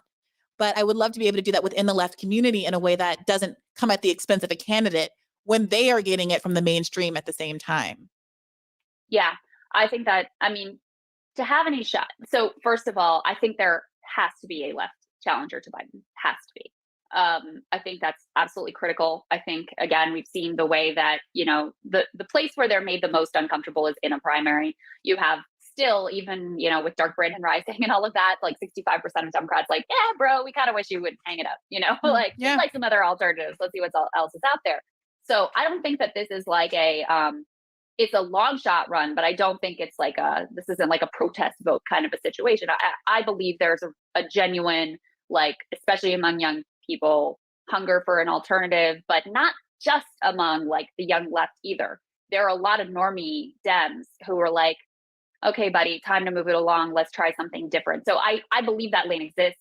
I believe the left needs to have a candidate that occupies that lane. And I believe the left needs to like coalesce around one candidate. So there's not some splitting of the vote that makes the whole exercise sort of like worthless. Because, best case scenario, you end up with a lefty nominee. Worst case scenario, you force Joe Biden into more places he doesn't want to be, like the student debt loan relief place that he was forced into last time around. Hey YouTube, thanks for watching. Just a reminder that this is a podcast. You can catch an I was just gonna jump in and say that I think that the critical thing that they end on is the fact that we can't have like an Omiki Khan's Kristen Gonzalez thing going on in the presidential race, or forgive me, a Tulsi, Elizabeth Warren, Andrew Yang, Bernie Sanders thing going on, because Bernie would have vacuumed up all of those fucking voters. And not that you can control that, and not that you have a right to control that, but as a left, we need to decide, hey, we're not fucking ourselves. We're not hamstringing ourselves on purpose. I'm not going to fucking not vote for this guy because, he tweeted something cringy in 2008, right? Like, you know what I'm saying? Like, if maybe I wouldn't, depending on, not if it's downright evil, if he's, I support, fucking the invasion of Iraq still in 2008, and I feel the need to declare that, then I would be like, well, that's a problem. But you know what I'm saying. So anyway, I think that there's a lot of really good context there to unpack. They had a great conversation, two firm lefties with their different outlook on this whole situation. So I thought it was a really good convo to unpack. 100%. I think they both made a lot of really good points. And ultimately, my takeaway from this is that the left needs a candidate in general. And I don't like purity politics for the most part. Like, there's a lot of people on the left that are super, they're purists when it comes to the Democratic Party. And they say, we're never going to entertain third parties. We're never going to entertain the Green Party. It's all spoilers. It's all, throwing away your vote. That's stupid. No, we have to consider third parties. We have to consider the Green Party. We have to support them where we can, where it makes sense, where they're viable, etc. But on the other hand, there's also this section of the population that feels the opposite. They think, well, we only are ever going to support third party candidates, and we're not going to support any progressives in the Democratic Party, no matter how left they are, no matter how sincere they are, etc., no matter how viable they are. And I think that's equally foolish. My personal philosophy is that I'm going to vote for the candidate that's the furthest left, that's on the ballot. So if that person is a Green Party candidate, then I'll happily vote for them, as I did for Howie Hawkins, as I did for Jill Stein. But if I'm, voting in an election where the furthest left candidate that's viable is a progressive that's running through the Democratic Party, then yeah, I'm also going to vote for that person. Like, it's not rocket science, and I'm done with this purity, politics bullshit. Like, I support the candidate that champions my values. I'm not going to say, no, I won't support you because you're running in this party. I think that's dumb. I think that's foolish. And I think, again, that's more just like this exercise in branding than it is in actually furthering the interests of the policy goals we all claim to support. So, enough with the purity bullshit. Let's get behind candidates that are in support of the policies that we want to see enacted. And let's do so viciously and unforgivingly. Yeah. And the only thing that I would add is I think even Gavin and I would both double down and say, if fucking Jesse Ventura secured the nominee for the Forward Party, in spite of all of my fucking opposition to the Forward Party, I might go ahead and say, well, you know what? I actually can say this. I have personally spoken to Jesse Ventura, and hey, what do you think about the corporate money in the Forward Party? He's like, that's not my corporate money. I don't want anything to do with that. I'm not hearing about it. I'm not talking about it. I'm not fundraising anything like that. I don't care what the party does. I don't care what they tell me. Not a damn thing is coming across my table that makes me take a fucking corporate donation. I never have, and I never will, and I won't start now. And you can pretty much take Jesse at his word with that. The man's fucking 70 years old. He's not changing his fucking position on that. You know what I mean? So I would vote for him, because in the same way that I would vote, and the Democratic Party is infinitely more corrupt than the Forward Party could be. I think the Forward Party is mostly just incompetent cash grabbing. But if Jesse could use that incompetent cash grabbing as a way of getting on the debate stage and fucking raining hell down on these corporate oligarchs, fucking take my fucking independent donation, Jesse. I got some cash to send you if you're on the debate stage. You know what I'm saying? Like, anyway. So yeah, principled across the board with that. If you're a good candidate that I think can be trusted, then I'll take a shot at you. Yeah, super well said. I totally agree with that. And we're about to move on to our next segment. Really excited to break down some of the controversy and backlash around Jeff Bezos's Lord of the Rings. So stay tuned for that. We're about to get into it after we address a couple super chats. Thank you so much, Christina, for the $4.99. I feel like Krystal only likes civil politics. We need a person who will burn down the whole system and start over. I mean, it's definitely fair to say that she's more on the like reform side of the reform versus revolution spectrum. I definitely think that's fair to say. But I also wouldn't go so far as to say that she only likes civility politics, because she has also pointed out that one of the big flaws in Bernie Sanders' campaign was that he was too civil to Joe Biden. So yeah, she might not want to burn down the whole system and, you know, start a literal revolution or whatever. But I don't think it's fair to say either that she's just 100% in the civility politics camp. You know, I think it's, you know, important to have people different approaches, and she again might be a little bit more on the reform side of things, but I still think she makes a lot of good points, and generally I think her advocacy and her suggestions for strategy are pretty on point. You know, she was also a supporter of Force the Vote, for example. Yeah. Oh, obviously. Yeah. I disagreed with a few points that Krystal made, but I disagree with fucking all kinds of people all the time, every single day. Still think she's one of the best voices on the left. And I wouldn't call her like a civility politics person. I think that to me and Gavin, it might come, or to somebody who's used to fucking consuming content from me and Gavin, who don't give a single fuck about anything. It may come across that way because she's polite and she's, you know, civilized, and she fucking, you know, won't tell somebody to eat shit on air if they fucking disagree with her or something like that. I don't fucking know. She's a nice lady. She's a professional, if you will. But yeah, you know, Gavin and I want to see a little more hell raising than she does, but for the most part, I think she's pretty rock solid, and I'm not trying to make enemies with somebody that I agree with on like 95% of shit. Yeah, I mean, compare Krystal's commentary to literally anyone on cable news or in the mainstream media. She's just worlds better. Even on independent media, straight up. Like, there are few people that can match the quality of that commentary. I'm being honest.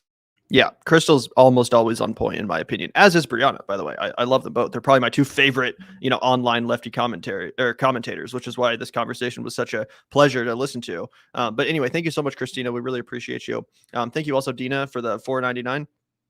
Green Party obviously needs to run a campaign targeting safe blue states with explicit message of getting 5% nationally solves both problems. Now, that's a great idea, Dina. I think that's a really great idea. And I think that most people would be a lot easier. It would be a lot easier to convince most people to vote for Green Party candidates if it was in a solidly blue or solidly red state, right? I mean, it's one of the reasons why I've historically voted for Green Party candidates in presidential elections where I live, because as a voter in, you know, Kansas previously and now in Missouri, there's no fucking chance that the state is going anything but red. Those states are always going to vote red, and because of the electoral college, it kind of doesn't matter who I vote for anyway. As a Missouri voter, like, it really doesn't. I might as well vote for fucking Donald Duck, right? So yeah, I might as well vote for the Green Party, right? Because if I don't have to vote for Joe Biden, why would I do that? Might as well at least try to get the Green Party to 5%, and that's, you know, the strategy I've taken so far. Yeah, and I think it would be really effective to couple this with a, you know, push for ranked choice voting, right? Like, while we're getting to 9 or to 5% in safe blue states, let's talk about how, you know, we could make all of these, you know, votes that actually get to represent how you feel about it issue more clearly, even through this like opaque representative democracy that we have to navigate in order to change anything about our country. You know, you can say, okay, now let's start talking about ranked choice voting, and if you can get, you know, half a dozen more blue states to get ranked choice voting, that's a huge win too, and it starts to open up the doors, just like pot legalization did, to where now it's like, oh, that's going to start spreading like wildfire. We want that shit. Oh, I want ranked choice voting. That makes sense. You have to literally be falling for corporate nonsense to not support, or just be genuinely confused by it. I forget that also happens to people. Those are the two ways that they try and get you to not support ranked choice voting, because it actually is just more democracy, and it's so tough to make that look bad. But the corporations have been successful, unfortunately, in the past. Absolutely. Thank you so much, Dina, for the $4.99. We really appreciate that. Also, really appreciate it, Observer, for the $2. Corporate dark money will back a Trojan horse splitter. Like, you're talking about kind of like the Nomiki Cons kind of thing, where like they would get behind a candidate just for the sake of trying to split the left vote. It's definitely possible. I mean, you know, who knows, right? Liz Warren taking a bunch of super PAC money when it was clear she wasn't going to win. Yeah, I would say that's a possibility. Yeah, dude. Liz Warren was a fucking asset. Let's all just admit that and come around to the reality of the situation. She was absolutely an asset of the Democratic Party / the Biden campaign. I mean, even if it was kind of like unknowingly so. I mean, that's the effect she had, right? She stayed in until the bitter end. She got absolutely destroyed. She took corporate money at the very end. She massively split the vote among Bernie Sanders' potential supporters. So, yeah, I mean, you're actually right, Observer. It actually is very possible because that is essentially what happened with Elizabeth Warren, whether or not she, knew it. Yeah, 100%. Let's like run back through Elizabeth Warren's career. She was a Republican from Oklahoma that moved to Harvard and did a complete rebrand as a Democrat that cared about working family table issues. So that's what that lady was. She also was the first woman of color, to go graduate from or to teach at Harvard Law or whatever the fuck it is. And she actually went and got that test done after Donald Trump kept calling her Pocahontas, which was kind of offensive, but mostly just funny. Not offensive to Liz Warren in a way that I would care about, but just like Native people. And then she gets the test because he says he'll give her fucking $1 million or whatever it was. And it says she's like 1% Native American. And this woman, I swear to God, comes out and acts like she's vindicated. I mean, I'm like 1% Neanderthal, bro. Like I am we're all 1% fucking everything, right? Like you are not like that. Like I'm 1% like fucking everything, right? Like you're like 0.8% like fucking, I don't know, like everything, like literally things that don't even exist anymore as species. We have that in our DNA stream that you can fucking pluck out and be like, I remember when Joe Rogan was like super into that, the fact that he had like fucking Neanderthal DNA or something in his body or whatever. And I was like, yeah, dude, that's how fucking genetics work. Isn't that wild? We've all evolved. Like fucking, you know what I mean? But anyway, it was the most cringy, hysterical thing ever. Yeah, exactly. Like I probably have about the same percentage of Native American in me that Elizabeth Warren does in her. And I'm not out here saying like I'm a fucking Native American or whatever. So the cringy. white man stole your land, Gav. Exactly. Yeah. No, but that was so fucking cringe. Also, thank you, Evan, for the 199. Politics aside, the Rings of Power is really bad. Well, that's exactly about what we're gonna get into, Evan. So thank you for the super chat. Thank you for the segue. Let's move on to our next subject matter. This is something that I've been observing going on for the last few days, and I figured might as well talk about it. Right? There's not a lot else to talk about today, so let's talk a little bit about some culture, entertainment kind of stuff. Amazon's putting a 3-day pause on reviews for the Rings of Power. And it's because they're getting review bombed with negative comments about this new Lord of the Rings show called The Rings of Power, which they've just released on Amazon. It's, I think, the most expensive television series of all time. Basically has the production value of a movie, but it's a TV show. So, really expensive stuff here. And again, it's getting absolutely destroyed. When it comes to the reviews, it's getting review bombed. So let's read this article, right? It says that Amazon is reportedly putting a 3-day delay on user reviews for all of its content on Prime Video, including the newly released Lord of the Rings show. According to reports, the delay is supposed to help stave off review bombing or the act of flooding a particular show, movie, game, or book with negative remarks. An Amazon representative told Variety that it put the policy in place to give the service time to evaluate whether a user review comes from an actual viewer, not a bot or troll looking to hijack the reviews section. Amazon introduced a policy earlier this summer, starting with its reboot, A League of Their Own, which contended with review bombers who opposed the show's political stance.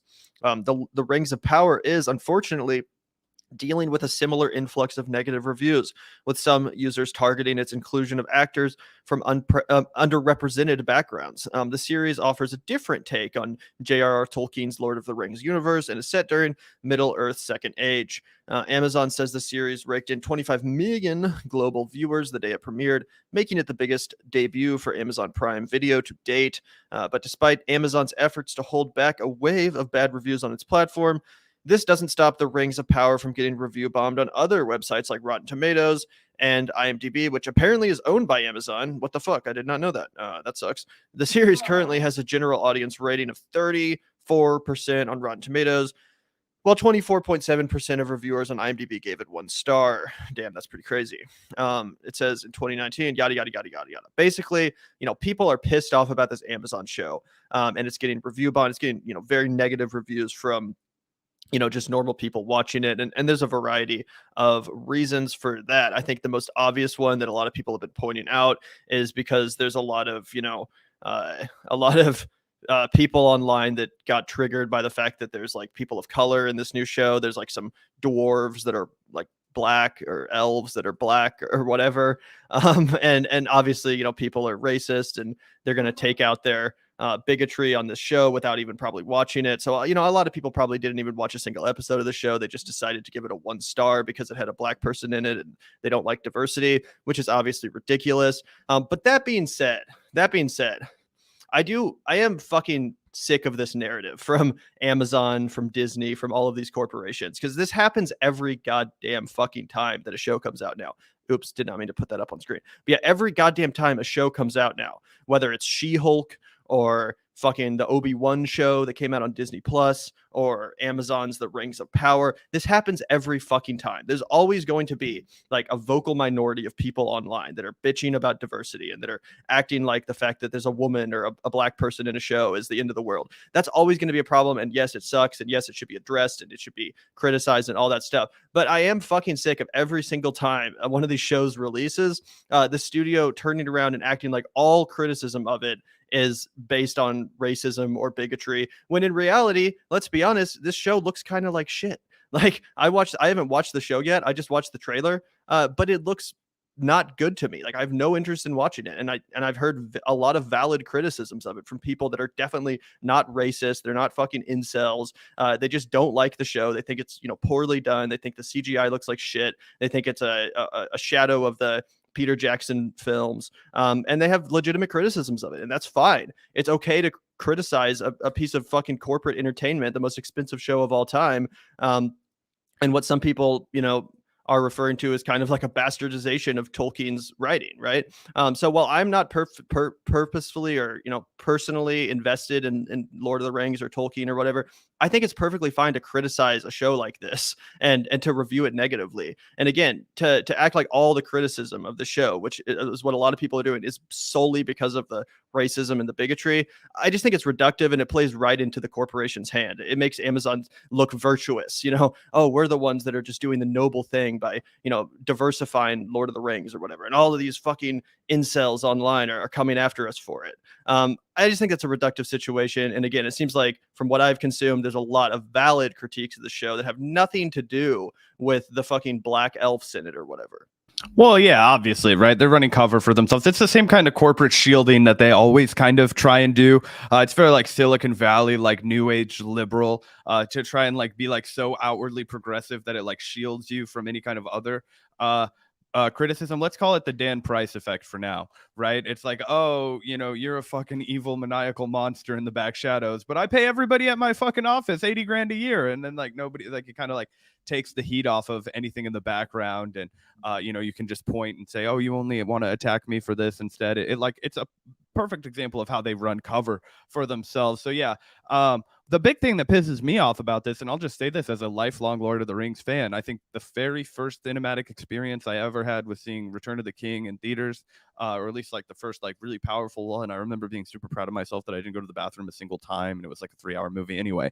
The way that I felt watching those movies, and I watched them all the time. I was one of those annoying little bastards that would watch the like extended cut version and like, all 3 of them. And I really, really fucked with the Lord of the Rings. Okay. And I also had like next to zero interest in watching a TV show about it, but I had like maybe like 1 or 2% interest. I'm like, well, maybe it'll be like Game of Thrones or something, which I never watched or got into at all. But if Game of Thrones was about Lord of the Rings, maybe I could have convinced myself into it. So I'm like, okay, let's watch the trailer. And I actually think we reacted to the trailer live. Maybe it was on Screen Feeds, maybe it was on the Vanguard. I don't fucking remember.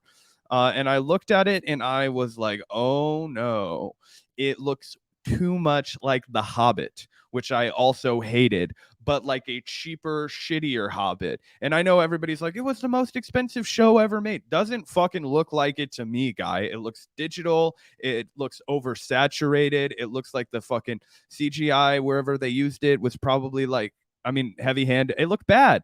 And I was watching Harry Potter yesterday. I know, cancel me, but and I was looking at the special effects even in Harry Potter, and like the troll, for example, The first Harry Potter the movie. first Harry Potter, yeah, Harry Potter 1, the Sorcerer's Stone. That's the first couple are the only ones I really fuck with at all. So to me, that just is Harry Potter. But anyway, you see the troll in the bathroom, right?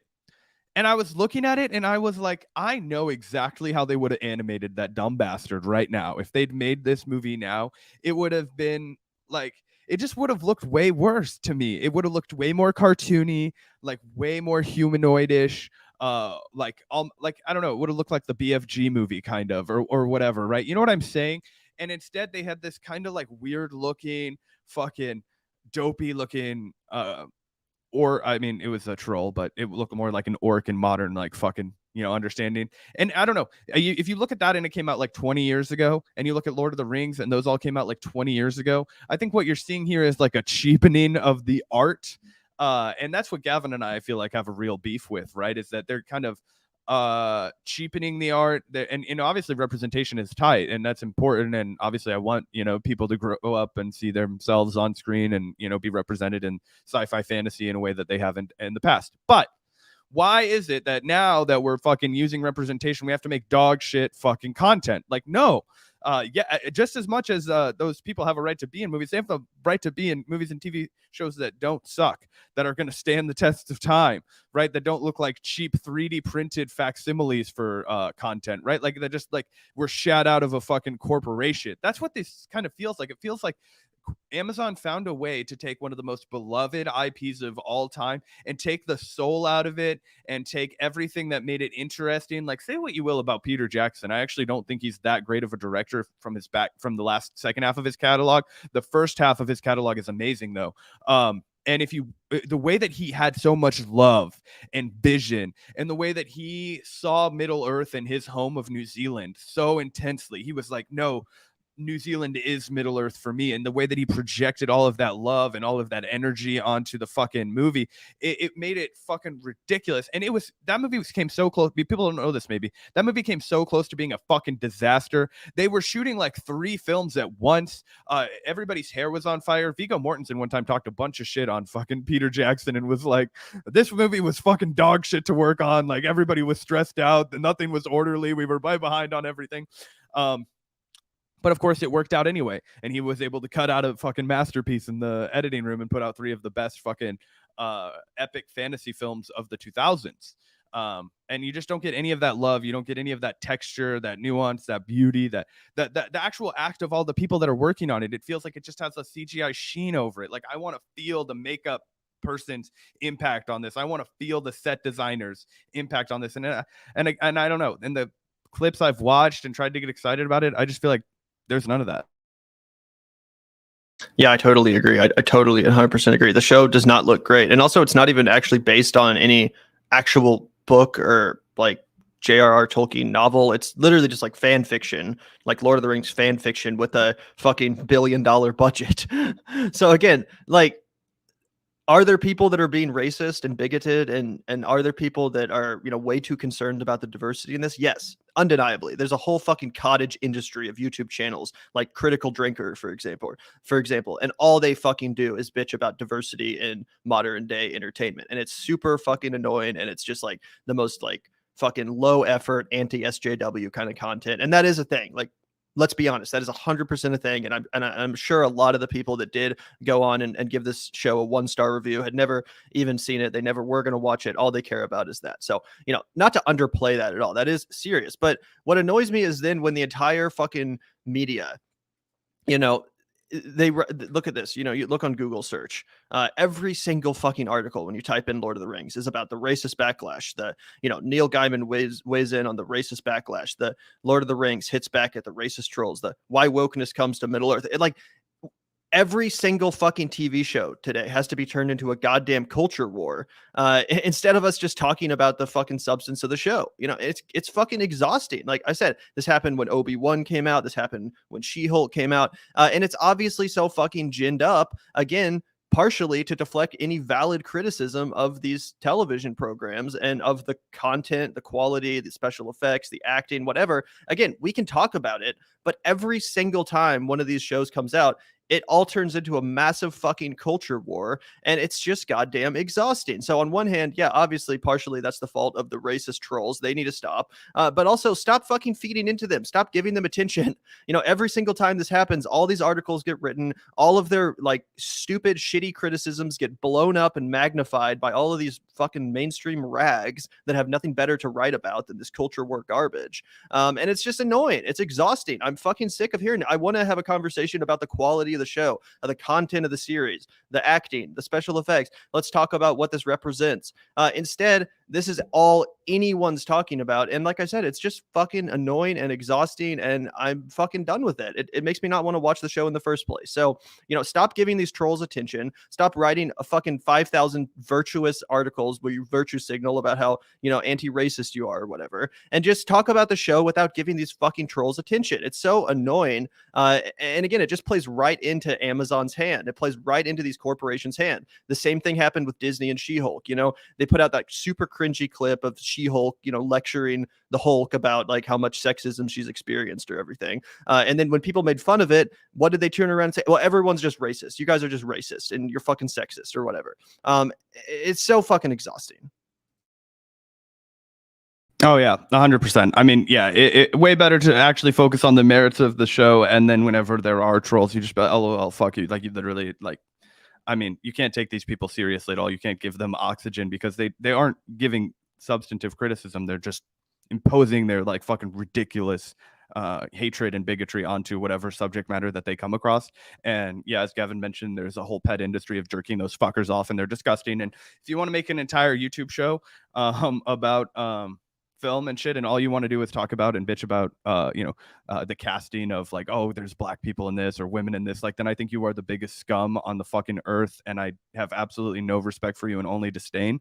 That being said, all those people want is fucking attention. They want the woke left to get fucking outraged by their commentary, and they can't handle the truth and all this kind of shit. Much better just to laugh them off, ban them from your fucking chat, and then talk about the real substance of the film in a way that's inspiring for everybody. And yeah. Exactly. And here's a great comment from Rebel K. Effects from the Dune movie were super interesting and well done in contrast. Absolutely correct, Rebel K. And guess what? That's a movie that also had fucking diversity in it. Like, that movie also has black people in it. And, people didn't freak out, partially because that was actually a good fucking film. The effects were actually really well done. As you said, the use of practical effects and real locations in that movie was why it was so good. It actually felt like a real fucking movie. Unlike when you look at the trailer for this Lord of the Rings show or, any of the recent Marvel movies, for example, it just is so obvious that everything is filmed on a green screen. They're exploiting all of these CGI effects artists to create the entire freaking aesthetic of the show, which usually looks like trash because, again, it's exploited labor that's done at the last minute, and they're always under crunch.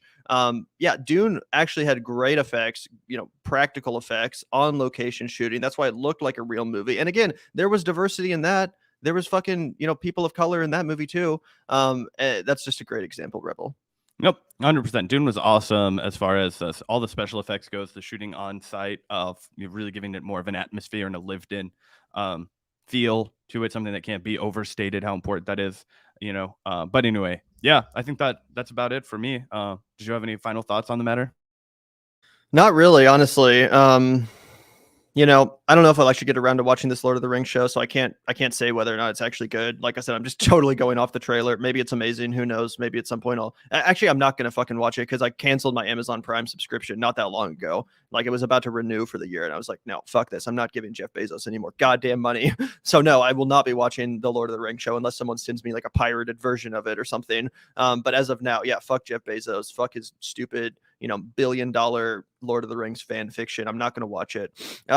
But anyway, it was a good show today. I really enjoyed talking about the Krystal Brie interview. And as always, we like to end our live streams with a big old shout out to the patrons. If you enjoy our show and the content we create, consider joining our Patreon. It's a great way to support the work we do, the content we create, and especially future documentary movies and short films coming down the line. So if you're interested in seeing more of that, and again, if you like the show and would like to have your own name up here on the shout out screen, then please consider joining our Patreon community and supporting us. Even just a few bucks a month really does go a long way.